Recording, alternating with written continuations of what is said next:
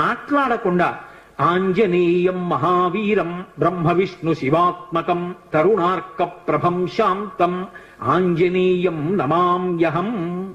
ఈ శ్లోకం చెప్తూ హనుమకి 108 మాటలు ప్రదక్షిణం చేసి వక్కలతో కాని పువ్వులతో కాని అక్షతలతో కాని మాత్రమే లెక్క పెట్టాలి. కాగితం మీద గుచ్చడం పెన్నుతో కొట్టడం అలా చేయకూడదు.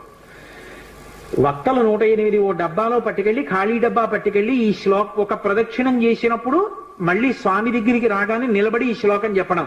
ఆంజనేయం మహావీరం బ్రహ్మ విష్ణు శివాత్మకం తరుణార్క ప్రభం శాంతం రామదూతం నమామ్యహం అండం. ఆ వక్క తీసి పక్క డబ్బాలో వేయడం.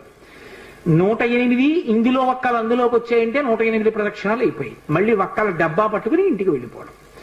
హనుమ యొక్క ప్రదక్షిణముల చేత ఆయన అనుగ్రహంతో ఎటువంటి కోర్కెలను కూడా ఆయన తీర్చగలిగిన శక్తి కలిగిన వాడు అని అనుభవం